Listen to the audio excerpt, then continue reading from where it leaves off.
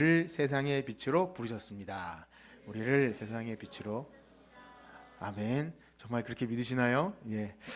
우리는 계속해서 예수님이 제자들에게 전하신 산상수훈, 산에 올라가 앉으시니 제자들이 나온지라. 그래서 산상수훈 말씀을 통해서 우리가 예수님을 믿는 것과 또 제자로 사는 것이 따로 분리된 것이 아니라는 것을 알고, 그러면 우리가 정말 예수님 제자로 살고 있는가, 길따르미로, 예수님 가신 길따르미로 살고 있는지를 지금 확인해 나가고 있습니다. 확인한다는 것은 우리는 세상의 빛입니다라고 말했지만 그렇게 못 살 수도 있다는 거죠. 그리고 그것이 뭔지도 모를 수도 있다는 거예요. 우리가 부른 찬양처럼 하나님의 자녀로 산다는 것은, 이 노래한 거 있잖아요. 그리고 그 뒤에 붙은 내용들, 주님의 나라와 또 내가 갈 수 없는 곳으로 보내시고 또 불 가운데로 걷는 것, 이 모든 것들을 알아야 이게 실패가 아니구나, 그래서 알 수 있잖아요. 역시 제자로 사는 것이 뭔지를 알아야 이게 진짜 제대로 가고 있는가를 확인하고 그렇게 갈 수 있다는 거죠. 지난 필리핀 선교로 인해서 2주간 흐름이 끊겨서 맥락이 좀 끊어졌다고 여길 수도 있지만, 새해 첫 주 여러분들이 암송하셨기 때문에 또 충분히 여러분들이 이 부분을 낯설지 않게 알고 있다 이렇게 생각해서 자연스럽게 다시 이 시리즈를 시작하겠습니다. 자, 그래서 지난 시간까지 너희는 세상의 소금이라, 이런 말씀을 가지고 예수님이 제자로 이 세상을 향해서, 그러니까 우리가 가지고 있는 정체성뿐만이 아니라 이 세상을 향해서 우리가 어떻게 비춰져야 하는지, 그렇게 방향이 바뀌었는데요. 첫 번째로 소금이라는 말로 시작했죠. 그래서 기억을 좀 떠올려 보면, 소금은 맛을 내야 되는데 그것이 어떤 맛이어야 하냐면 바로 우리가 앞에서 외운 팔복. 어떻게 시작합니까? 심령이 가난한 자, 심령이 가난하고 그 다음에 애통하고 온유하고 심에 의에 줄이고 또 목마르며 긍휼히 여기고 마음이 청결하고, 그 내용들 8가지 내용이 맛이라는 거예요. 그러니까 우리가 세상을 향해서 맛을 낸다면 예수님의 제자의 정체성을 그대로 드러내는 거죠. 만약에 이것을 잃어버리면 맛이 갔다, 그런 거예요.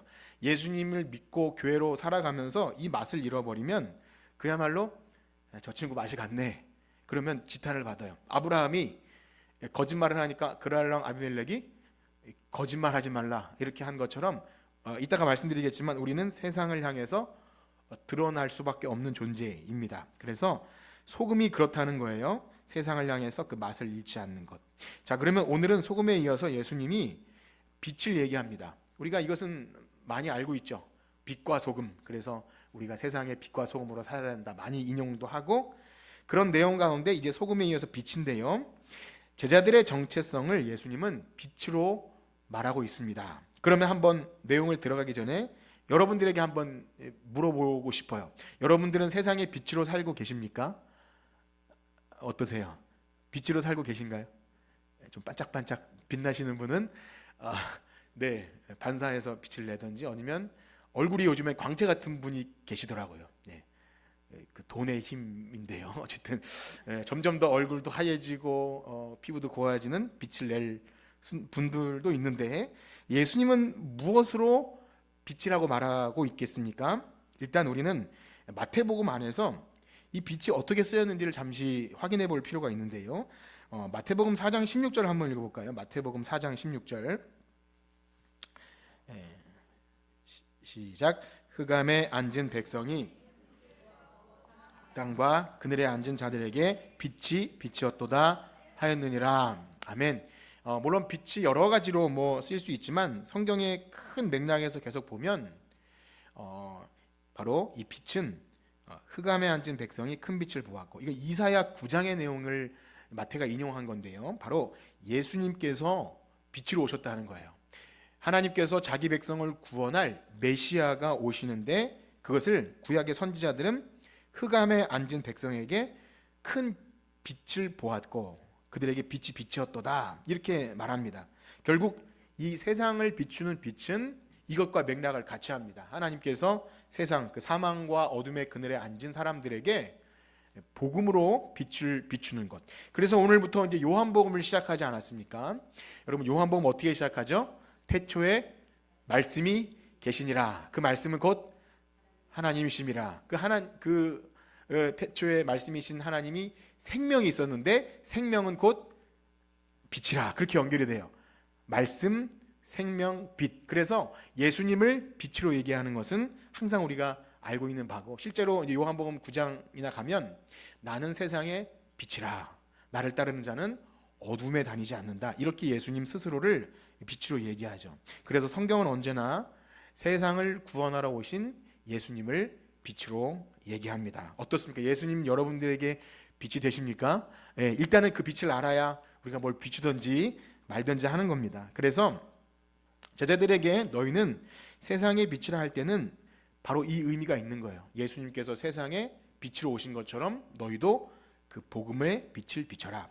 그래서 예수님께서 세상의 빛으로서 감당하신 구체적인 내용을 아까 읽은 16절 이후에 17절에 나오는데요. 우리 16절과 17절을 이어서 한번 읽어보도록 하겠습니다. 16절과 17절을 시작. 흑암에 앉은 백성이 큰 빛을 보았고 사망의 땅과 그늘에 앉은 자들에게 빛이 비쳤도다. 이때부터 예수께서 비로소 전파하여 회개하라 천국이 가까웠느니라 하시더라. 아멘. 빛이 비쳤고 이때부터 비로소 무엇을 전파하냐면 회개하라 천국이 가까웠느니라. 천국 복음을 전하기 시작하는 것. 빛은 뭐냐면 회개하라 천국이 가까웠느니라. 바로 사망의 그늘에 앉은 자들에게 회개의 복음을 전함으로써 이제 하나님 나라가 왔음을 알리는 거죠. 이게 빛이라는 거예요. 그래서 예수님께서 제자들에게 너희는 세상의 빛이라 라고 하는 1차적인 내용은 이 천국 복음을 전하는 것입니다. 우리가 세상의 빛을 비출 빛은 그거예요. 우리가 무엇으로 빛을 비추겠습니까? 뭐 사람들이 우리의 어떤 윤택함, 뭐 좀 잘나고 똑똑하고 뭐 학력이나 아니면 뭐 그럴듯한 뭘 볼까요? 우리가 세상에 빛을 비출 수 있는 빛은 이 생명의 복음밖에 없는 줄 믿습니다. 그래서 빛으로 부르신 사명을 깨달은 제자들은요, 사도행전에 보면 초대교회 사도들이 자신이 전하는 이 일이 바로 이방인들에게 빛을 비추는 것이다. 그렇게 얘기하는 구절이 많이 나오는데 우리 한 구절만 읽어보겠습니다. 사도행전 13장 47절 48절인데요. 같이 한번 읽도록 하겠습니다. 시작. 주께서 이같이 우리에게 명하시되 내가 너를 이방의 빛으로 삼아 너로 땅끝까지 구원하리라 하셨느니라 하니 이방인들이 듣고 기뻐하며 하나님의 말씀을 찬송하고 영생을 주시로 작정된 자는 다 믿더라. 아멘. 의미가 점점 명확해지죠. 우리가 빛을 비추는 것은 바로 이방의 빛, 이 사망과 어둠의 그늘에 앉은 자들에게 이 빛을 비추는 것. 그러므로 우리는 한번 생각해 봐야 합니다. 우리가 예수님의 제자로 그 빛이라는 정체성을 가지고 우리가 이 빛을 비추고 있는가. 그러니까 일단은 우리가 그 정체성이 있는지 확인해야겠죠. 내가 가지고 있는 복음이 과연 내가 빛으로 말할 만큼 그렇게 강렬하며 생명이 있기 때문에 세상의 어둠의 그늘에 앉은 자들에게 내가 이걸 꼭 알려줘야겠다는 그런 관점이 있느냐 하는 거예요. 여러분 어떠십니까? 아까 물음과 관련이 있겠죠. 빛으로 산다고 했을 때 내가 가지고 있는 이 정말 가릴 수 없는 빛이 생명의 빛이 있어서 이것을 저 사람이 이걸 알아야 될 텐데 하는 그런 마음으로 우리가 살아가고 있는지를 묻는 겁니다. 그럼 어떠신가요?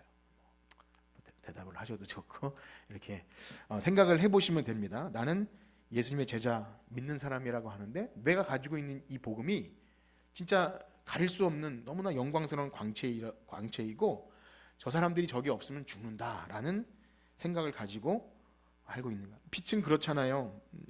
전기 또 불 그것처럼 아주 필수적인 것 아니겠습니까?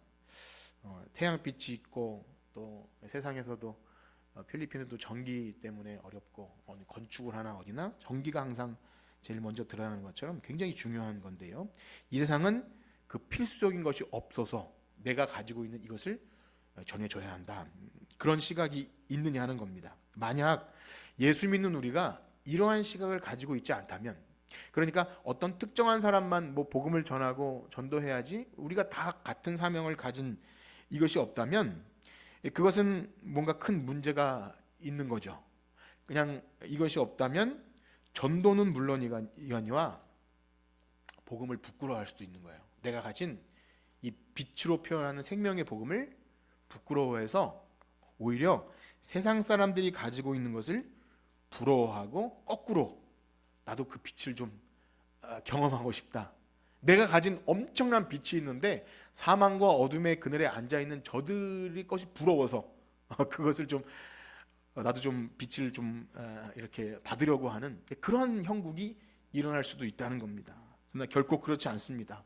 우리가 가지고 있는 건 어마어마한 생명의 빛인 줄 믿습니다. 그걸 알아야 돼요. 일단 그걸 모르면 복음을 부끄러워하고 복음 전도도 이게 어려운 거예요.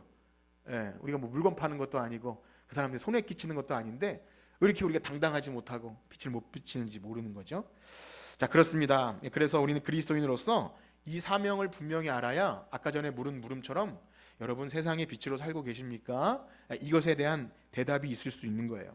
자, 그런데 아까 일차적인 이유라고 말씀드린 건요, 우리가 소금 비유를 할 때도 그런 말씀을 드렸는데 소금이 그 맛을 잃으면 어떻게 된다 그랬죠? 그 맛을 잃으면 무엇으로 짜게 하리요? 쓸데없어 밖에 버리고 사람들에게 밟힌다 그래요. 그러니까 그 사명을 감당하지 않으면 그냥 아니면 말고가 아니라 그 맛을 잃어버리고 오늘 빛으로 말하는 이 생명을 잃어버리면 오히려 더 이상하게 된다는 거예요.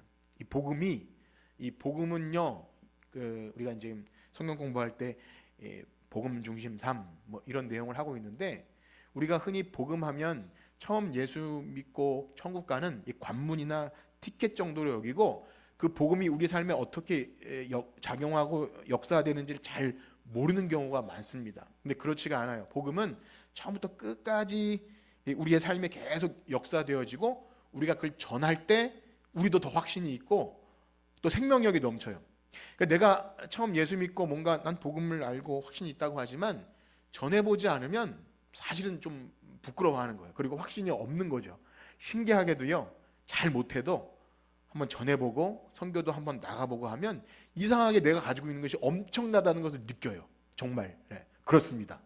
경험해 보시길 축복합니다.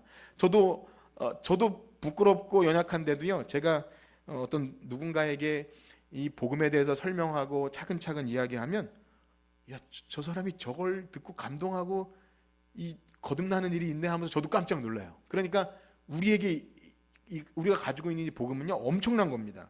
이것을 알아야 돼요. 알아야 뭘 써먹고 하는데 일단은 그렇다는 겁니다. 우리가 가진 게 엄청나다는 걸. 그런데 안전하면, 이것을 안 하면 그 빛이 희미해지고 우리도 그 은혜가 얼마나 대단한 것을 상실합니다. 그래서 이후에 이런 부가적인 설명이 있죠. 우리 14절과 15절, 5장 14절 15절 한번 읽어보겠습니다. 5장 14절 15절 시작. 너희는 세상의 빛이라 숨겨지지 못할 것이요 사람이 등불을 켜서 말 아래 두지 아니하고 등경 위에 두나니 이러므로 집안 사람에게 빛이 느니라. 아멘. 일단 예수님의 은혜에서 산 위에 있는 동네 그리고 등불, 이것을 좀 생각해 볼 필요가 있는데요. 일단 이 산 위에 있는 동네는 빛을 얘기하기 위해서 이제 은유로 사용한 거죠. 그러니까 산 위에 있는 동네, 뭐 산동네라고 칩시다. 편하게 저기 달동네, 산 위에 있는 동네는 일단 이렇게 들어간 음지가 아니라 드러났기 때문에 잘 보일 수밖에 없는 거예요. 쉽게 말하면 그렇습니다. 빛이 그렇다는 거죠. 아무리 숨길래야 숨길 수 없게 드러나 있다. 그래서 산 위에 있는 동네가 숨겨지지 않는 것처럼 너희 빛은 절대 숨겨질 수 있는 것이 아니다. 그래서 천국 복음을 소유한 제자들은 아무리 생명의 빛을 숨기려 해도 숨길 수가 없는 것이 이치라는 거예요. 그러니까 내가 가진 게 진짜 복음이고 내가 그 복음 때문에 뭐 생명을 건다는 표현까지는 못하더라도 내가 나를 살게 하는 유일한 진리다 그러면 그걸 가지고 있는 사람은 절대 숨길 수가 없다는 거죠. 들으시면서 한번 생각해 보세요. 여러분들이 그것을 숨길 수 없어서 말하고 싶고 내가 전하지 않을 수 없어서 그렇게 살아가는지를 생각하셔야 됩니다. 이는 천국 복음이 전해야 하는 제자들의 삶이 노출되어 있다는 겁니다. 노출.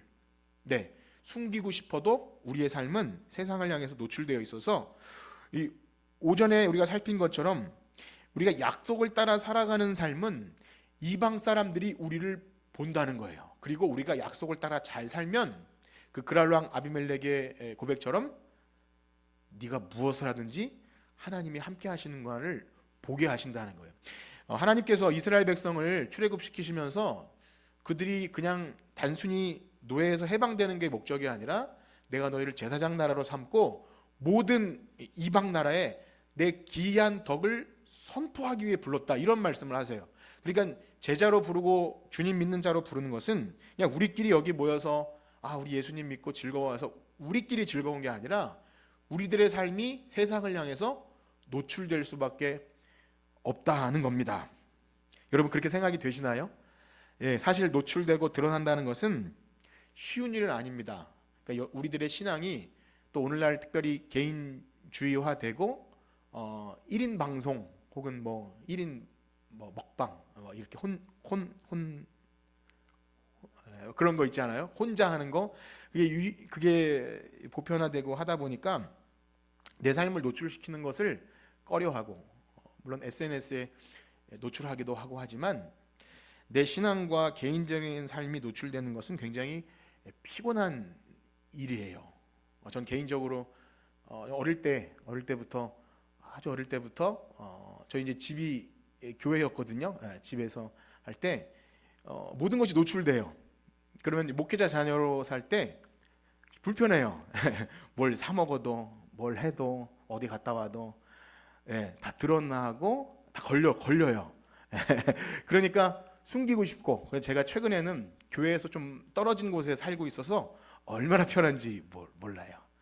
네, 그렇습니다. 그러니까 교회 건물 안에 살거나 저희 살던 집이 교회였을 때는 주일날은 애들이 와서 그냥 같이 어우러지는 건 좋지만 개인적인 것도 없고 소유도 없는 것 같고, 그때 어려서 모르겠지만 노출된다는 것은 불편하고 좀 개인적인 공간이 있었으면 좋겠고 그럴 수밖에 없어요. 그래서 노출된다는 것은 그렇게 쉬운 일이 아닙니다. 그럼에도 불구하고 예수님은 너희는 소금이고 빛이라, 넌 노출될 수밖에 없다. 산 위에 있는 동네가 숨겨지는 것은 이상한 일이다, 그렇게 말합니다. 그러므로 우리는 이것을 포기할 수 없는 거예요. 아무리 오늘날 개인주의화되고 교회 공동체가 세상을 향해서 뭔가 좀 분리가 되고 혹은 교회 주일만 잘 출석해서 2시간짜리 신앙만 유지하고 싶어도 우리가 목장이나 개인의 삶이 노출되는 것은요, 여러 가지로 유익합니다. 우리의 허물과 죄가 사실은 드러나야 되고, 우리의 그런 것이 물론 다 발가벗겨진 것처럼 그렇게 하라는 것이 아니라, 우리가 이 신앙생활이나 어떤 삶이 그냥 이 종교 1시간 2시간에만 딱 거기에만 정해져 있으면 굉장히 불편하지 않는 걸 떠나서 잘 성장하지 못합니다. 그래서 그런 면에서도 노출이 싫지만 우리의 삶이 드러나야 한다는 사명을 잊어서는 안 돼요. 그래서 예수님은 그 다음으로 등불 얘기하시죠. 산 위에 있는 동네 얘기하시고 등불 얘기하시는 때 보면 등불을 켜서 어떻게 한다 그러죠? 사람이 등불을 켜서 말 아래에 두지 아니하고 등경해야 되다니. 말은 무엇이죠? 네. 이렇게 등잔 밑에? 발 아래? 네. 교회 오래 다니셔도 잘 모르죠. 이거는요, 그 왜 곡식 돛박 같은 거예요. 한 대, 두 대, 이렇게. 그러니까 빛을 켜서 이렇게 덮어놓지 않고 등경에 둔다는 겁니다. 오늘 처음 하셨죠? 교회 다니면서 이러도 몰라. 어떤 사람은 말 아래 두면 그 뜨그닥뜨그닥하는 그 말 아래 두지 않는다, 이렇게 이해하는 사람도 있는데, 이거는 이제 곡식을 이렇게 퍼서 도량하는 그 도구예요. 우리가 정확히 뭔진 모르겠지만 우리나라로 말하면 돛박이라고 할 수 있을 것 같아요. 네. 그러니까 등불을 켜서 그걸로 덮어놓는다는 건 말이 안 된다는 거예요. 말이 안 되네요. 말 아래 두는 것도 그런 겁니다. 그냥 당위성이에요. 아니, 등불을 켰으면 당연히 등 경위에 둬서 비춰야지 왜 그걸 덮느냐, 그런 뜻이에요. 상식적이라는 거죠. 우리가 가지고 있는 빛이 당연히 빛이라면, 이건 등불이 켜졌다면 가리려고 킨 게 아니라 비추려고 켰다. 그러니까 예수 믿는 제자들의 부르심의 목적이 믿는 사람들끼리 꿍짝꿍짝 재미있게 교회 생활하는 게 그치는 것이 아니라 세상을 향해서 뭔가 드러날 수밖에 없는 거예요. 막 자랑하고 떠벌린다는 의미가 아니라 숨길 수 없는 하나님의 은혜가 세상의 빛으로 드러납니다. 그러면 하늘에 계신 아버지께 영광이 돌아간다는 거예요. 5장 16절을 한번 읽어봅시다. 5장 16절 시작. 이같이 너희 빛이 사람 앞에 너희 착한 행실을 보고 하늘에 계신 너희 아버지께 아멘. 개인적인 한 사람의 도덕성과 어떤 빛으로 말하는 그런 착한 행실을 넘어서서 여기 보면 너희 빛이, 너가 아니라 너희라 그러죠. 공동체, 제자 공동체를 말하는 거예요. 너희들이 모여서 예수를 믿고 나를 따르는 길따름이로 살 때 제자 공동체가 세상을 향해 착한 행실이 드러나야 한다는 것입니다. 물론 교회가 뭐 도덕적으로 착하고 어떤 구제를 하고 이런 것을 하는 곳이 목적이다라는 의미보다 우리가 받은 사랑이 진짜 확실하다면 숨길 수 없어서 일단 팔복만 가지고도 알 수 있죠. 팔복, 우리가 가진 것이 엄청나다면 그것이 착한 행실로 드러나야 한다는 겁니다. 한번 물어볼게요. 여러분 착한 행실로 좀 소문이 나 있습니까? 어떠세요? 여러분 이웃이 혹시 교회 다니세요? 이렇게 물어보시나요? 네. 그러니까 여러분들이 뭐 봉사를 하고 아니면 뭐 그런 차원보다 만나는 사람마다 야, 저분은 교회 다니는 것 같아. 아, 목사님 것 같더라고요. 이런 얘기 듣나요? 네, 그렇습니다. 그런 거예요. 도덕적으로 뭐 착해야 된다 이런 차원이 아니라 그렇게 드러날 수밖에 없다는 거예요. 그래서 교회는요, 또 목회자는, 설교는 여러분들로 하여금, 성도들로 하여금 단순히 교회에 잘 출석해서 예배 잘 드리고 종교적 의무만 감당하도록 해서는 안 됩니다. 히브리서 말씀처럼 서로 돌아보아 사랑과 선행을 격려해요. 서로 돌아보아 사랑과 선행을 격려해서 우리의 예배가 여기 모여있는 1시간, 2시간짜리 예배에 멈추지 않고 집에 돌아가서 그걸 이제 삶의 예배라고 좀 약간 그렇게 거창하게 얘기하는데 우리는 정말 그렇잖아요. 로마서 12장에 보면 너희 몸을 하나님이 기뻐하시는 산 제사로 드리라. 이것이 너희가 드릴 영적 예배니라. 그렇게 말하는 것처럼 구원받은 성도의 삶은 여기 모여서 실제 예배 시간의 예배가 너무 중요하지만 이 예배가 여러분들의 삶에 돌아가서 이웃과 관계를 맺을 때 예배가 되지 않으면 빛의 사명을 감당하지 못한다는 거예요. 그렇습니다. 우리가 이 생명의 복음, 사망과 어둠의 그늘에 앉아있는 죽어져가는 영혼들에게 회개의 복음을 전해야 하지만 만약에 우리의 삶에 착한 행실이 없다면 그들이 우리를 보고 예수 믿으라 하면 뭐라 그랬어요? 너나 믿어라. 예, 제가 그런 말씀 드렸잖아요. 어떤 기자가 어떤 목사님에게 목사님 예수 믿으세요. 그랬다 그래요. 너무 창피한 일이죠. 그런 거예요. 우리가 예수를 믿고 복음을 전하고 예수 믿으면 천국 가요라고 말하면서 실제 우리의 삶에 예수님을 닮은 모습이 아무것도 없다면 야 그런 예수 너나 믿어라 하고 할 수밖에 없고 저 사람 왜 이렇게 강팍해라고 말할 수 없는 거죠. 왜냐하면 예수님 명령이 너희가 세상에 착한 행실로 빛을 비춰야 하나님 아버지께서 영광을 받으신다고 하잖아요. 그렇습니다. 이 두 가지가 동시에 같이 가야 합니다. 우리가 생명의 복음을 전하는 것, 첫 번째 의미인 회개의 복음을 전함과 동시에 만약에 우리의 착한 행실로 이 빛을 비추지 못한다면 어느 한 가지가 빠지거나 어느 한 가지만 집중돼도 제대로 빛의 사명을 감당하지 못한다라는 것을 알아야 합니다. 그래서 여러분 생각해야 합니다. 우리가 전도도 잘 못하지만 전도를 하고 우리의 삶이 어떻게 비춰지고 있는가. 우리가 만약에 신나게 전도했는데 뒤에서 우리가 살아가는 삶이 엉망이라면 그것도 부족한 것이고, 아니면 우리가 세상을 향해서 우리도 구제도 하고 봉사도 하지만 우리가 만약에 그것만 하고 죄인이 회개하고 돌아와야 한다는 그 복음의 선명함을 또 놓쳐버리면 역시 그냥 교회는 봉사단체로 전락할 수밖에 없는 거죠. 그래서 이 빛에 대해서 이 두 가지 의미를 여러분들이 아셨으면 좋겠습니다. 그래서 성령이 충만했던 초대교회는 이 모습이 있었기 때문에 이 진리에 비친 회개의 복음과 또 서로 돌아보아 사랑과 선행을 격려하는 것이 있었기 때문에 그 동네 사람들에게 칭송을 받았다 그래요. 우리 그 부분을 한번 읽어봅시다. 사도행전 2장 44절에서 47절 말씀입니다. 우리 다 같이 한번 읽어봅시다. 사도행전 2장 44절에서 47절 시작. 믿는 사람이 다 함께 있어 모든 물건을 또 재산과 소유를 팔아 각 사람의 필요를 따라 나눠주며 날마다 마음을 같이하여 성전에 모이기를 힘쓰고 집에서 떡을 떼며 기쁨과 순전한 마음으로 음식을 먹고 하나님을 찬미하며 또 온 백성에게 칭송을 받으니 주께서 구원받는 사람을 날마다 더하게 하시니라. 아멘. 그렇습니다. 사도행전 2장은 이제 초대교회 성령이 임하시고 막 복음이 증거되는 시대인데 교회는 항상 이 두 가지가 같이 있었던 거예요. 여기 서로 물건을 통용해서 어려운 이웃과 과부와 고아를 위해서 그들의 필요를 따라 나누고 서로 또 떡을 떼며 기쁨이 있을 때, 야, 이게 교회구나. 세상 사람들이 칭송했다는 거죠. 저는 우리 교회가 그렇게 되길 소원합니다. 여러분들이 가진 복음이 이 빛이 선명한 십자가 복음과 함께 이 삶의 또 착한 행실이 같이 가야 합니다.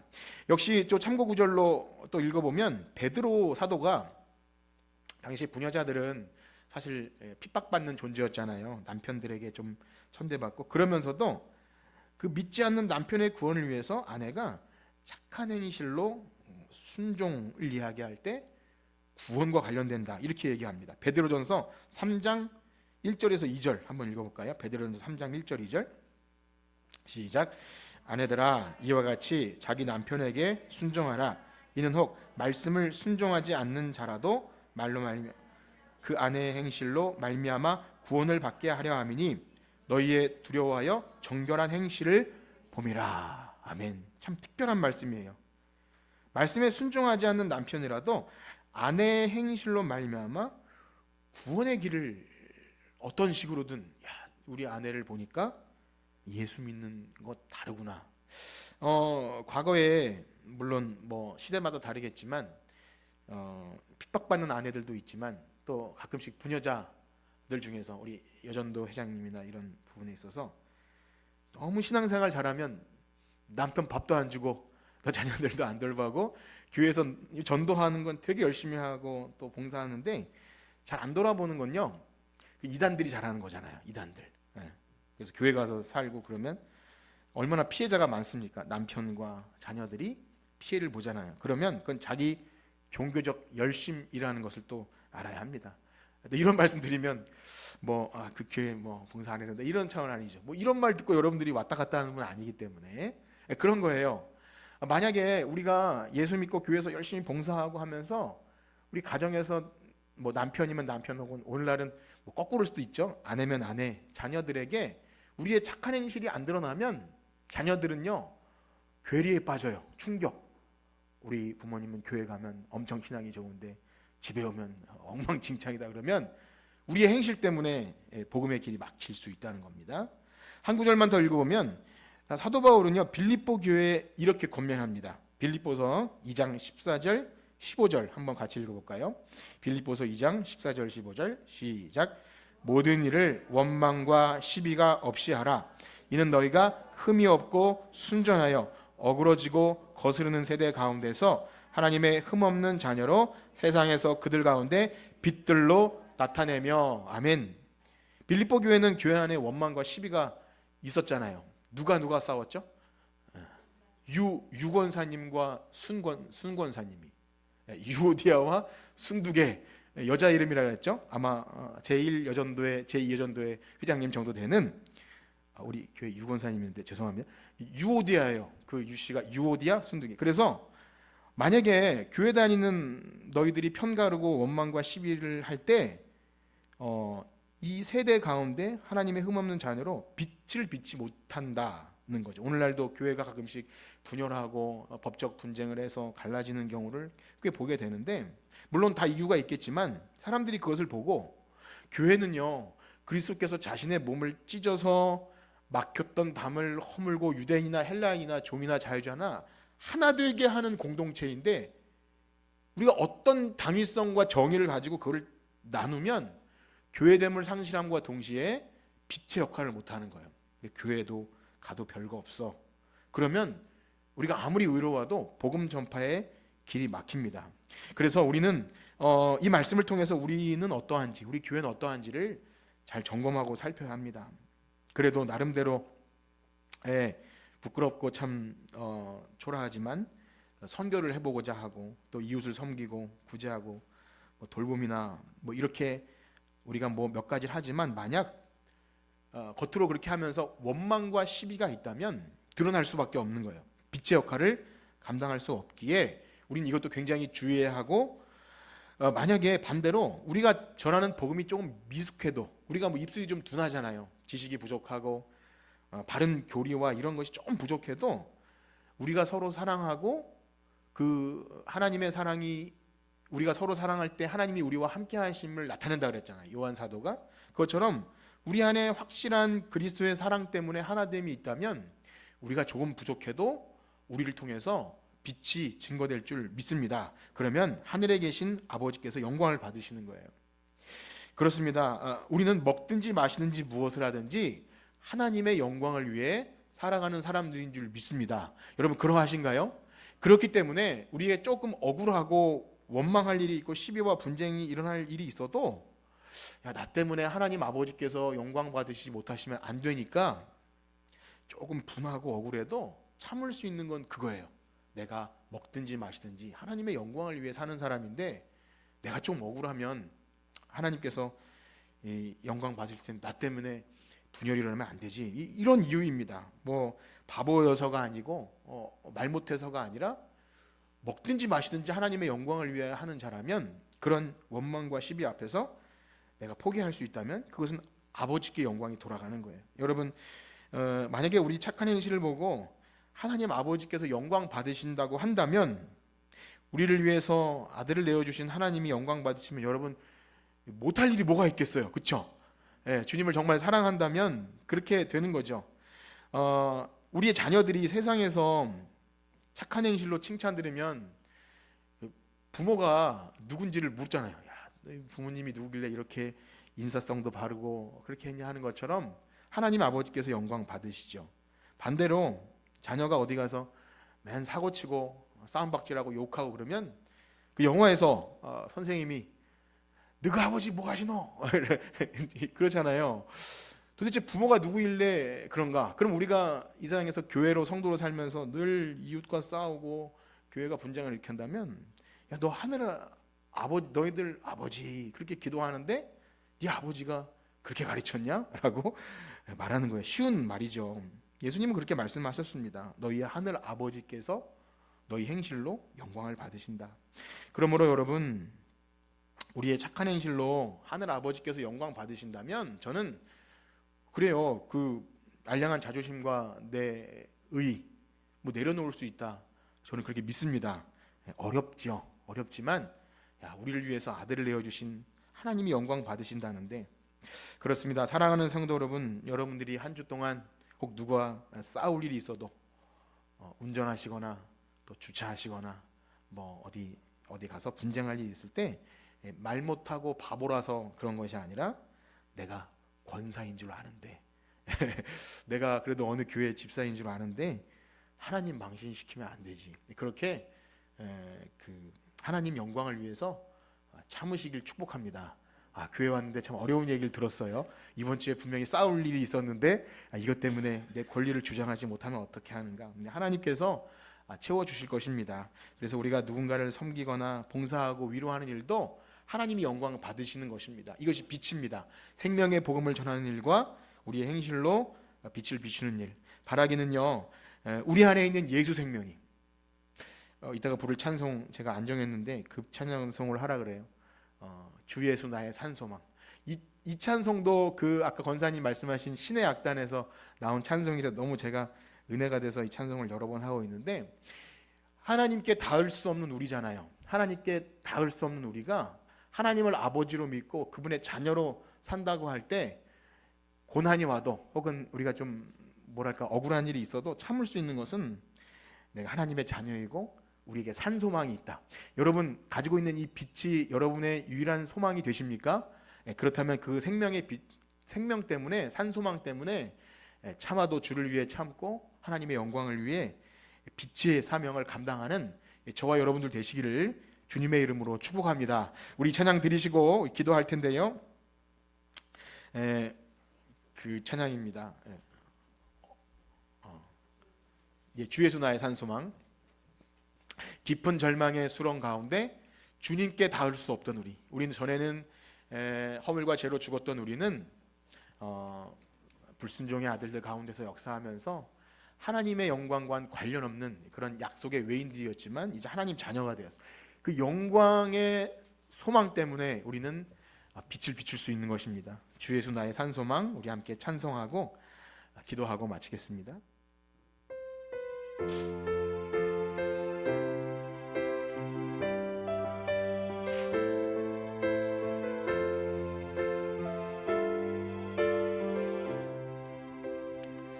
깊은 절망의 수렁 가운데 주님께 닿을 수 없던 우리, 어두운 밤 중에 하늘을 향해 주의 이름 나 부를 때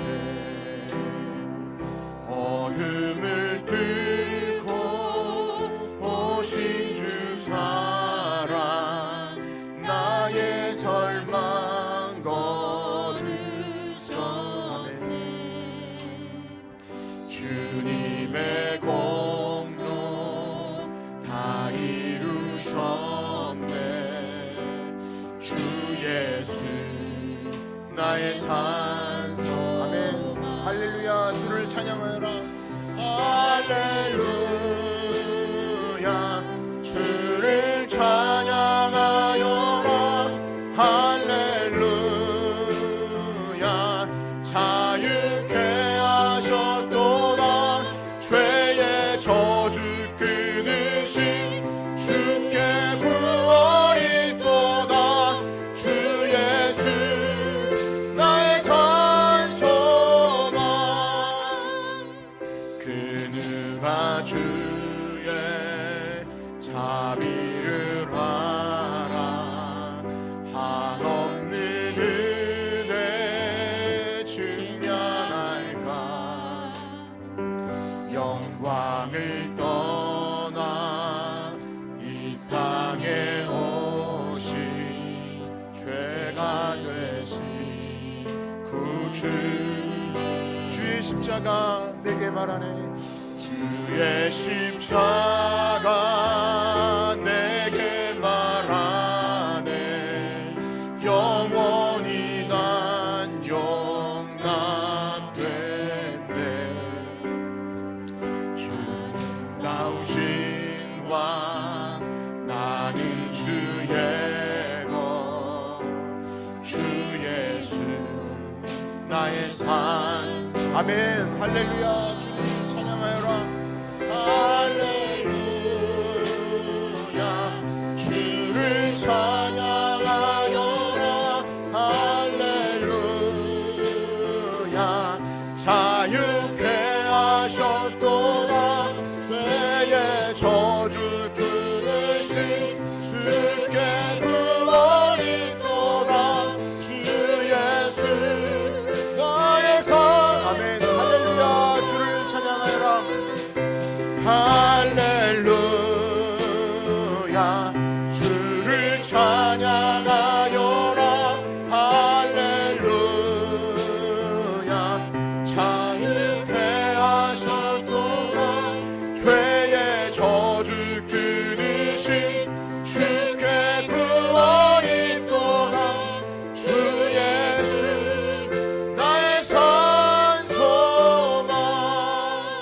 아멘. 우리 들으신 말씀 가지고 기도합시다. 우리에게 빛이 있다는 것은 예수 그리스도가 우리의 산소망이 되어 주셔서 하나님께 닿을 수 없는 우리들에게 이젠 용납됐고 하나님의 자녀로 제자로 살아갈 수 있는 특권을 허락해 주셨습니다. 그것이 가장 귀하고 능력 있고 소중하다면 우리가 세상 사람들에 대해서 빛으로 소금으로 사는 것이 억울하지 않을 수 있습니다.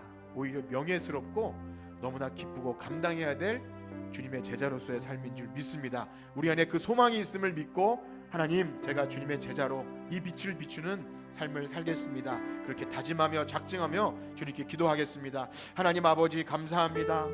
하나님께 닿을 수 없는 사망의 그늘에 앉아 죽을 수밖에 없는 우리에게 빛을 비추신 주님, 우리도 그 빛을 세상에 전하고 싶습니다.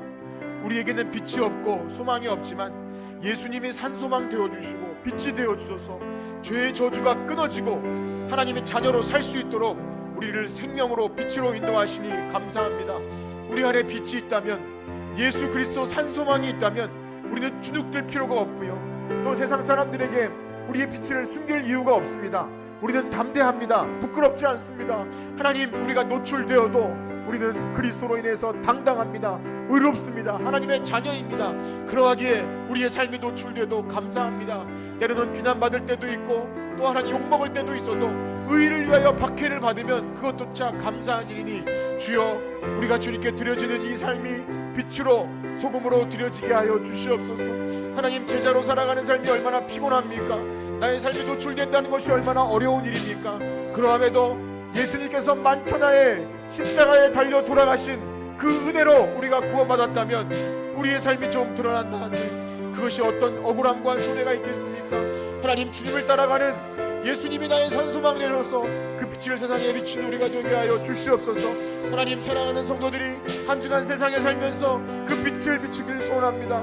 나에겐 빛이 없고 여전히 우리는 연약하고 사망과 어둠의 그늘이 우리 안에도 있지만 예수 그리스도가 우리의 산소망이 되어주시면 우리는 담대하게 살아갈 수 있사오니 주여, 우리와 함께 하시고 생명의 빛이 되어주시옵소서. 그 빛을 전하는 우리 모두가 되어주시옵소서. 감사합니다. 주님, 우리와 함께하여 이제는 우리 주 예수 그리스도의 은혜와 하나님의 사랑하심과 성령님의 감화 감동 위로 교통하심이 오늘 우리를 빛으로 부르심을 분명히 알고 사망과 어둠의 그늘에 있는 사람들에게 생명의 복음의 빛과 우리의 착한 행실에 빛을 비추길 소원하는 성천교회 성도들 머리 위에 이제로부터 영원토록 함께 있을지어다. 아멘.